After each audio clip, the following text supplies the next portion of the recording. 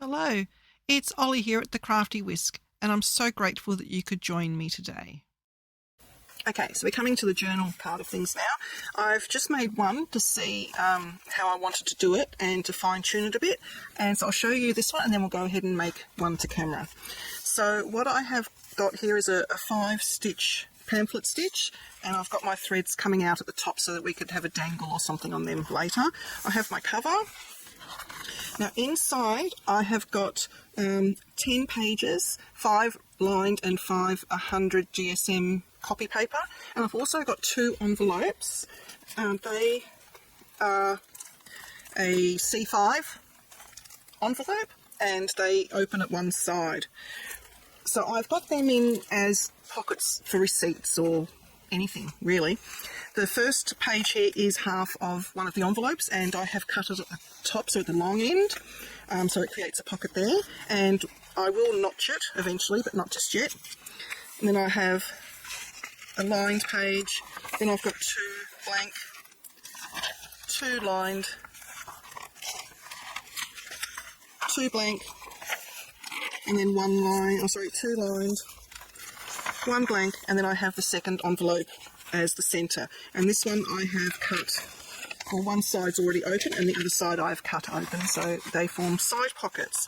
Now these envelopes do come with a little postcode bit on there, so we do have to cover that up, but we'll do that when we come to embellishing the journals and the brag books. And then it just it's the same thing again on there. Now the papers, I trimmed my papers first down to the size that the shortest or the smallest paper was, which was my lined pages.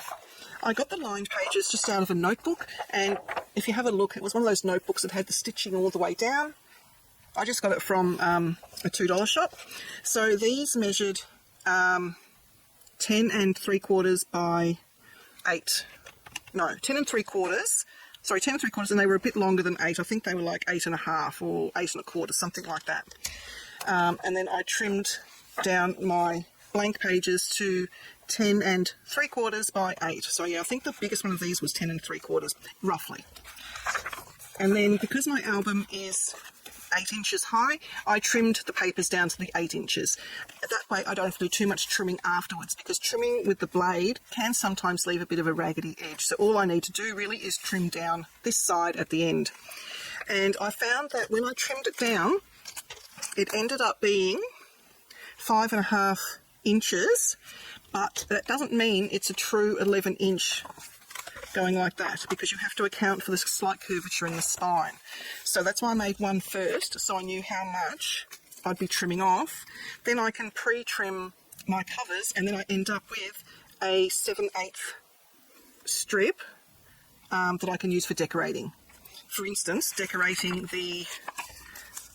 those little bits there, I can do something with them maybe, and then have a piece of ephemera on top, something like that. So I do still have to pre-trim my next cover. Oops, landfall. So I'm just going to trim off the length, 7/8 of an inch, and that's not going to do it. I can't see the 7/8 mark. Let's see, this one does, I think.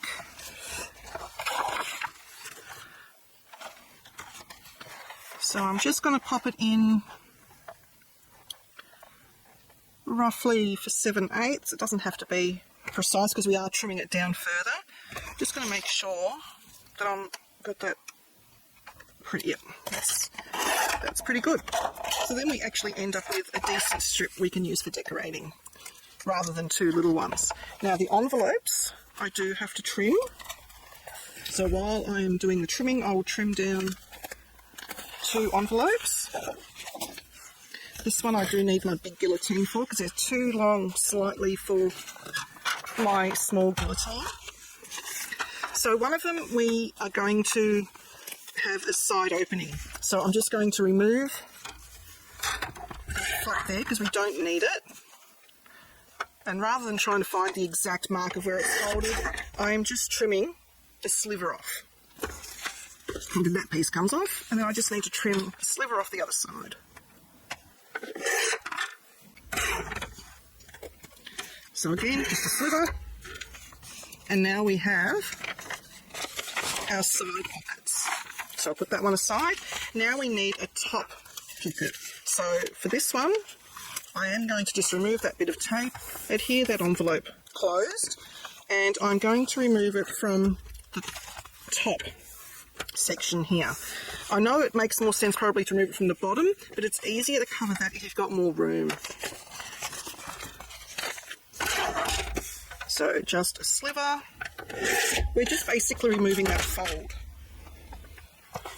And now we have a top opening envelope.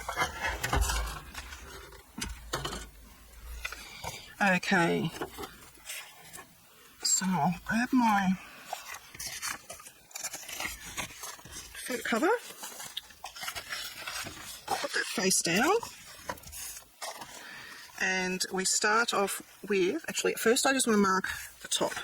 So I'm going to have this as the top, and this is only important so that you know which orientation your envelopes and your line paper is going to go.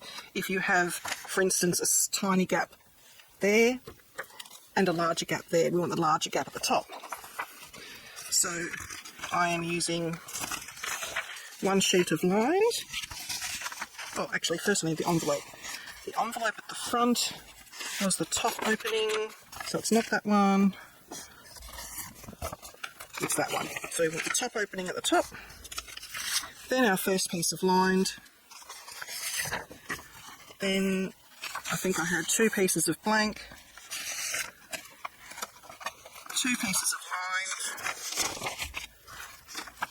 lined, 2 pieces of blank, the last 2 pieces of lined, the last piece of blank, and then our envelope, the side opening envelope. So it doesn't matter which way the envelope goes. So I'm just going to flip all that back this way.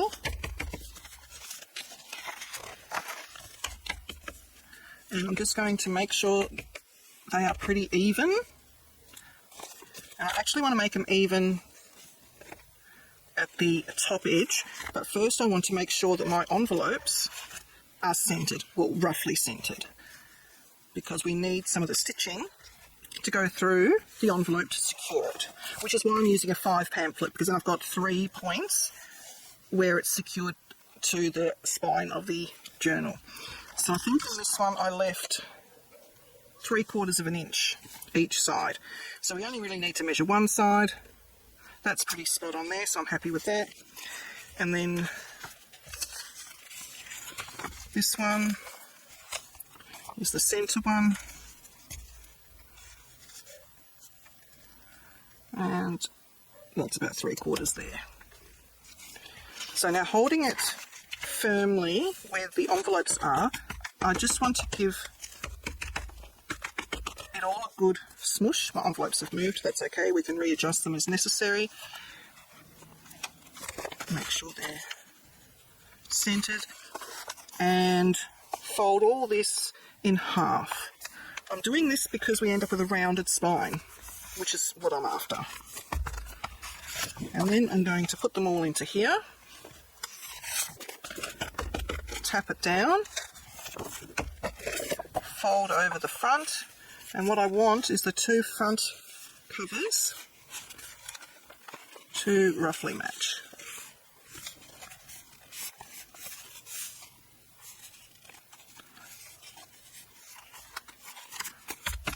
Make sure your top is nice and flat.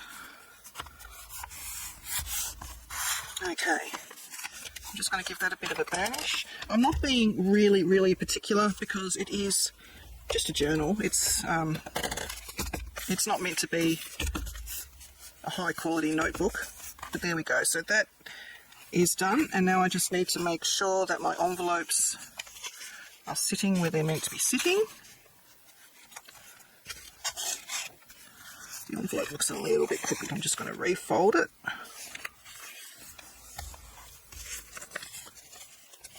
To make sure it's straight. And then my centre envelope is where it should be as well. Now I'm going to make sure that I have a nice crease in the centre, to stitch in. So I'm just smacking the paper into my palm. I still want to make sure that my top is flush. Just going to mark my top. Once I'm happy with that, I'm just going to grab 2 clips. Come on. I might do the back first. So I've got one in the front, one in the back. Just open it a little bit, make sure we have caught the envelope, and I haven't caught it down there. It can be a little bit fiddly.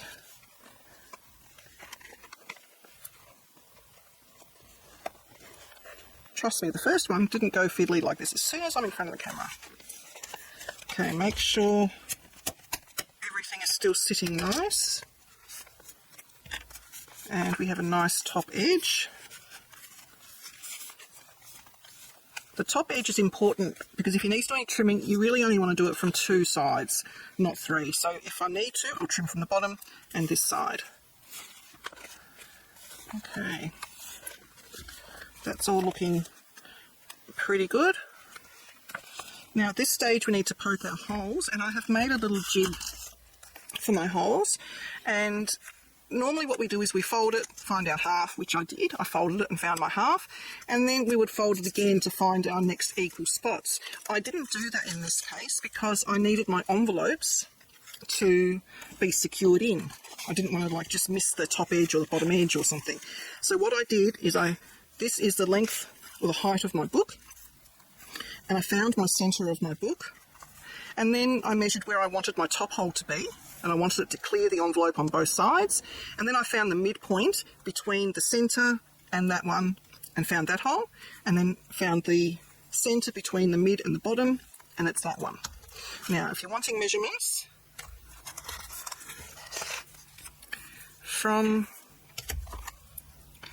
the top, my first hole is at 1/2 inch, my second hole is at 2 1/4, my centre hole is at 4 because we have an 8-inch album, my 4th hole is at 5 3/4, and my final hole is at 7 1/2. Okay, that's if you're using my measurements. If you've got American size paper, your measurements may be different. Just adjust it to how you want it to be. Alright, so my top, just going to double check that this is correct with this envelope here, that it's open at the top. It is. And now I just need to secure, I've lost my other little clip, don't know where it went.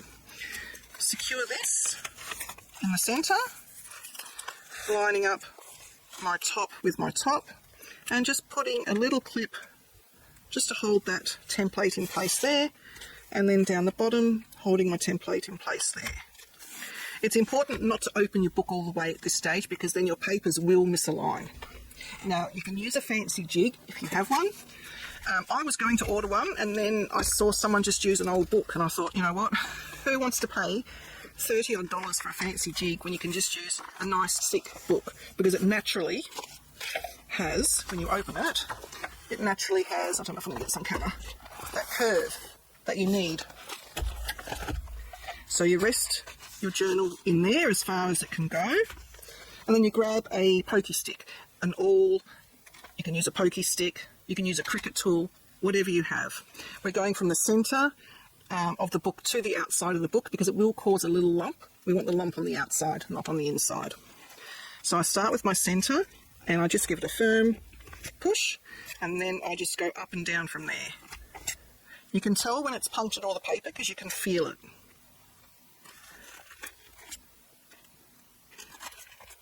Okay, so that's all I need the book for. That can go back down.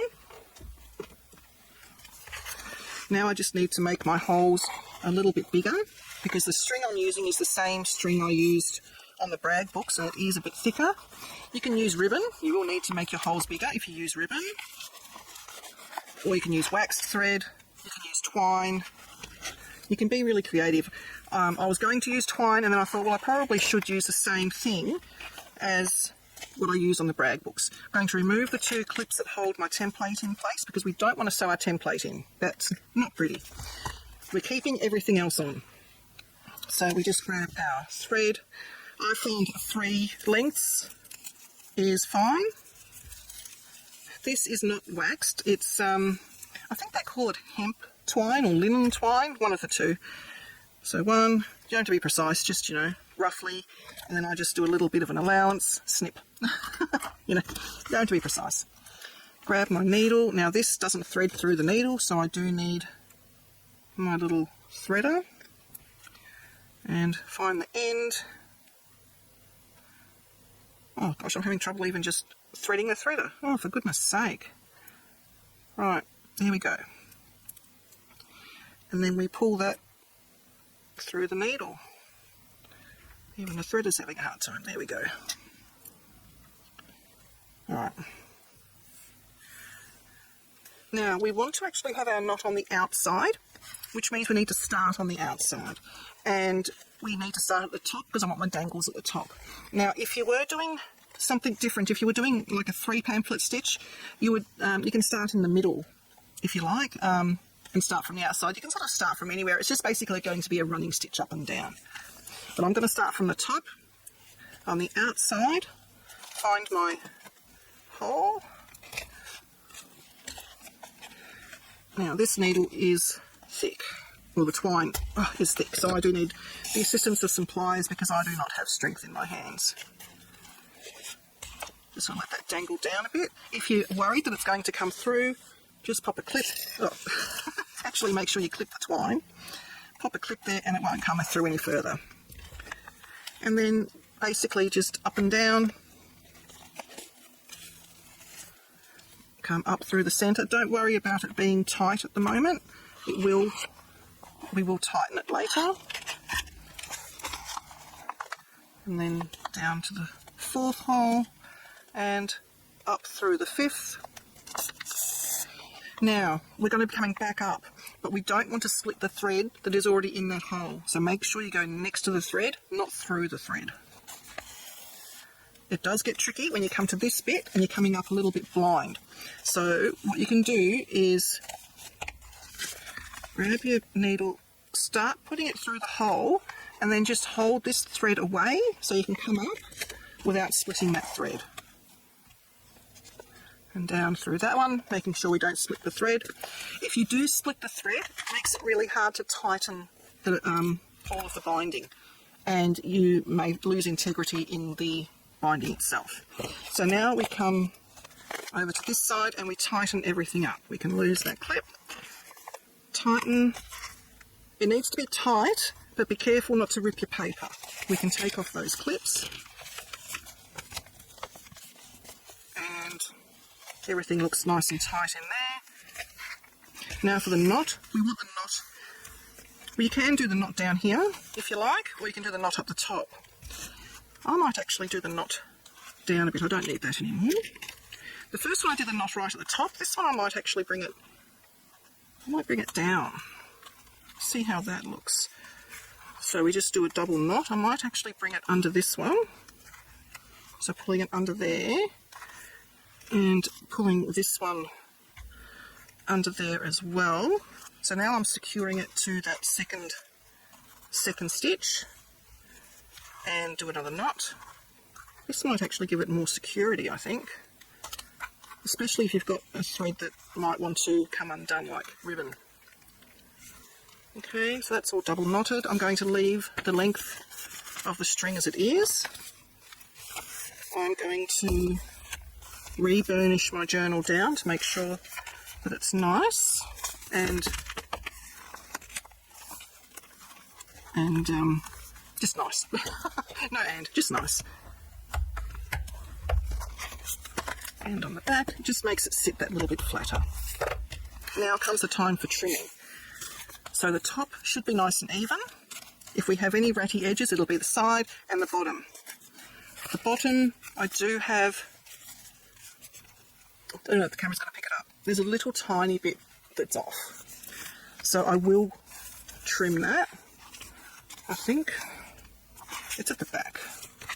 You can't even tell from the front, so no, I won't trim that. I don't think you're going to notice.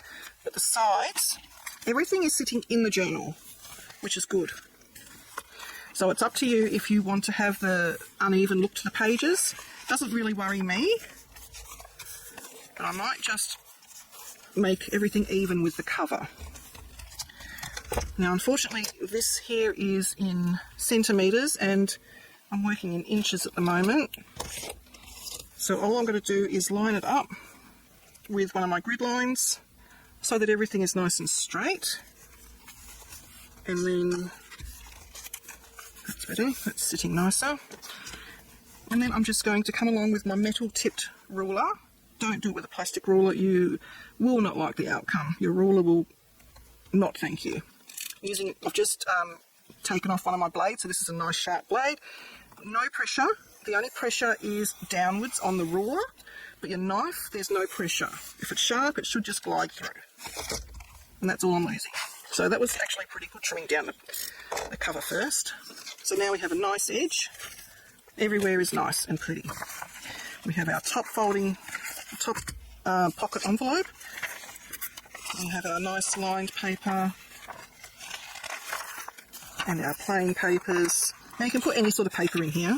You can go to town, you can do coffee dyed, tea dyed. We have our side envelopes. I will probably end up gluing those little bits down.